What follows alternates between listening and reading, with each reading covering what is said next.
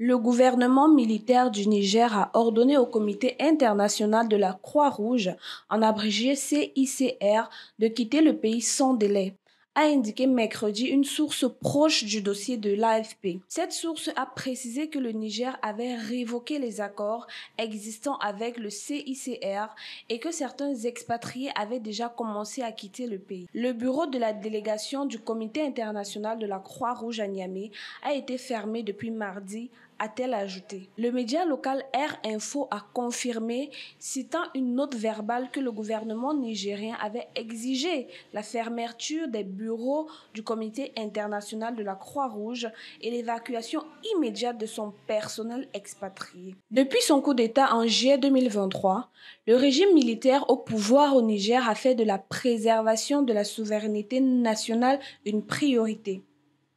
En plus de l'expulsion des soldats français et des Américains engagés dans la lutte contre les groupes djihadistes, il a également expulsé l'ambassadeur de l'Union européenne et renforcé ses liens avec de nouveaux partenaires comme la Russie et la Turquie.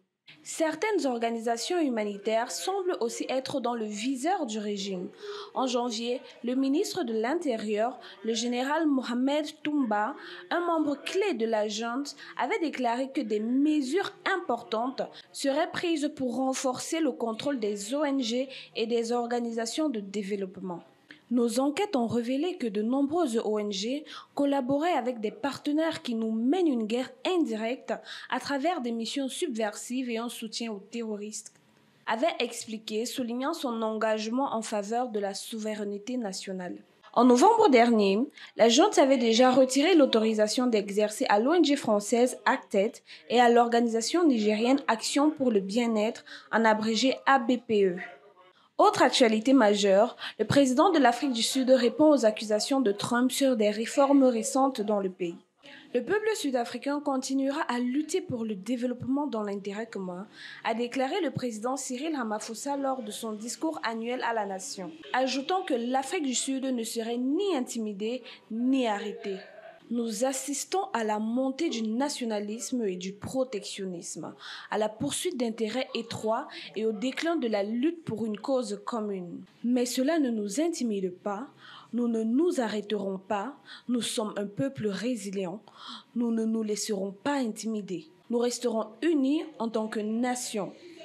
Nous resterons unis pour défendre nos intérêts nationaux, notre souveraineté et notre démocratie constitutionnelle, a souligné le dirigeant sud-africain. Bien que Cyril Ramaphosa n'ait pas mentionné directement les menaces proférées contre le pays, l'agence Associated Press note que les personnes présentes dans la salle ont interrompu le président par des applaudissements après cette partie de son discours. Selon l'agence, les propos du dirigeant sud-africain auraient pu être adressés au président américain Donald Trump, au secrétaire d'État Marco Rubio et à l'homme d'affaires Elon Musk, qui accuse l'Afrique du Sud de racisme envers la population blanche en raison de la nouvelle loi sur l'expropriation des terres. En janvier 2025, le président sud-africain a approuvé une loi autorisant le gouvernement à saisir des propriétés sans compensation dans certains cas, si cela est dans l'intérêt public. Suite à cela, le dirigeant américain Donald Trump a accusé le gouvernement sud-africain de traiter terriblement certaines classes de personnes. Il a également déclaré qu'il avait l'intention de suspendre le soutien financier à l'Afrique du Sud. Le même jour, les autorités sud-africaines ont rejeté les accusations de Trump et souligné que l'Afrique du Sud est une démocratie constitutionnelle et un État de droit. Le 5 février, Vincent Mangwea, porte-parole de la présidence sud-africaine, a déclaré que l'Afrique du Sud attendait avec impatience la visite d'État de Donald Trump avant le sommet du G20. Pour plus de contenu sur l'actualité africaine, suivez-nous sur le réseau social africain Diba World et sur toutes nos autres plateformes. Tous les liens sont disponibles dans la bio.